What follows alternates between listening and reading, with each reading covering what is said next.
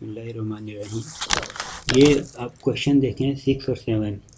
Explain the concept of endogeneity and exogeneity in econometrics analysis. How can endogeneity be tested using Hausman test. और दूसरा है कि explain simultaneity problem, what are the consequences of simultaneity problems.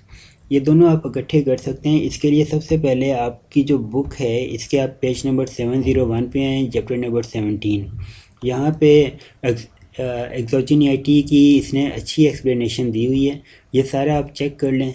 ठीक है, 3 इसमें types दी हुई हैं यहाँ पर। मैं इसको थोड़ा सा इसको लार्ज करता हूँ 3200 पे। ठीक है, यहाँ पे अब ये 3 टाइप्स आपकी दी हुई हैं, वीक, स्ट्रॉन्ग एंड सुपर। ये 3 टाइप्स आप इसमें रीडिंग कर लें। इसके बाद आप इसके पेज नंबर, नेक्स्ट आपका चैप्टर है 18 चैप्टर पे आप आ जाएं 724 पेज पर।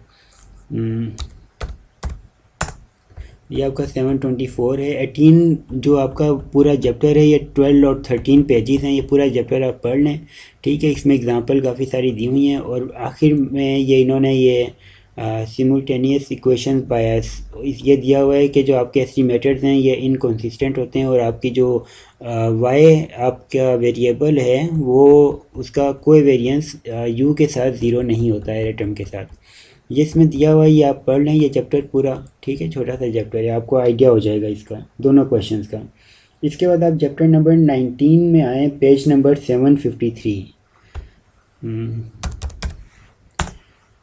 ये आपका 753 पेज आ गया और इसमें आपके जो टेस्ट है ना ये दिए हुए हैं। ये 2 यानी हाल्समैन टेस्ट है और इसके 2 वर्जन हैं। एक आपका सिमुल्टेनिटी के लिए और एक एक्सोजीनिटी के लिए होगा। ठीक है, 2 वर्जन इसके हैं। सबसे पहले ये इसका सिमुल्टेनिटी प्रॉब्लम के लिए आप इसका वर्जन देख लें।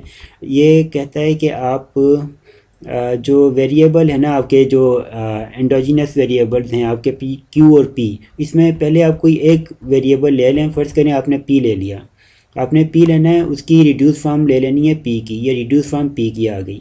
पी की रिड्यूस फॉर्म लेके इसको रिग्रेस करें और पी हेड फाइंड करें। और पी हेड जब आएगा तो आपके साथ इसकी जो एरर टर्म होगी वी हेड वो भी आ जाएगी। ये दोनों जब आ जाएगी तो अब दूसरा जो आपका एंडोजीनस वेरिएबल होगा उस वेरिएबल को इन दोनों पे आप रिग्रेस कर दें। और रिग्रेस करके जो वी है आप देखें कि इसका जो कोएफिशिएंट है ये सिग्निफिकेंट है या नहीं है। तो अगर ये वेरिएबल ये सिग्निफिकेंट हो जाता है तो इसका मतलब है कि इसमें प्रॉब्लम पाई जाती है, सिमुल्टेनिटी प्रॉब्लम इसमें मौजूद है। और ये हाल्समैन का तरीका है, जो पिंडीक का तरीका है या रूबिनफेल्ड का तरीका है, वो ये कहते हैं कि आप इसमें ये पी हेड ना लें, आप इसका जो सही पी है ना जो एक्चुअल डाटा है पी वो ले लें, एस्टिमेटेड डाटा ना लें। थोड़ा सा ही बस फ़र्क है। तो ये आगे एग्जांपल इन्होंने दी हुई है एक रोबिनफेल्ड की और ये इसकी पिंडीक की। ठीक है, तो ये एग्जांपल आप चेक कर लें और यहाँ पर देखें कि इसने ये एक्सपेंडिचर ऐड लिया और जो ऐड उसने लिया है आगे नेक्स्ट उसने जो रेग्रेशन रन की है तो उसने इसकी ऐड की हेड वैल्यू नहीं ली, एक्चुअल डाटा लिया और साथ ये उसने एक्सोजीनस वेरिएबल इंक्लूड कर दिया और फिर उसने चेक किसी को किया जो एरर टर्म जो उसको हम चेक करते हैं सिग्निफिकेंट है या नहीं है। सिग्निफिकेंट है तो प्रॉब्लम है, अगर इनसिग्निफिकेंट है तो प्रॉब्लम नहीं है। ये सिमुल्टेनिटी प्रॉब्लम का टेस्ट है और इसके साथ ही फिर एक्सोजीनिटी का ये टेस्ट जो है ना इसने दिया हुआ है, एक्सोजीनिटी का टेस्ट। ठीक, तो इसका ये भी आप चेक कर लें।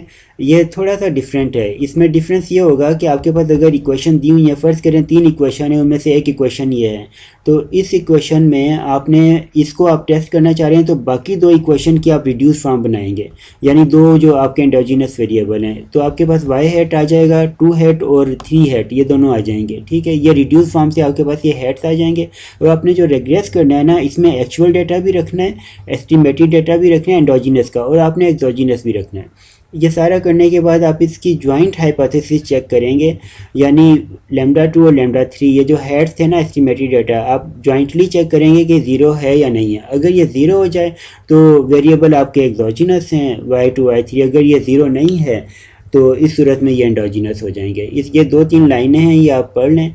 यानी अगर ये आपकी हाइपोथेसिस रिजेक्ट हो जाती है तो उस सूरत में आप कहेंगे कि ये एंडोजिनस, और अगर ये एक्सेप्ट हो जाती है यानी डोंट रिजेक्ट है तो आप कहेंगे एक्सोजिनस है। ठीक है, डोंट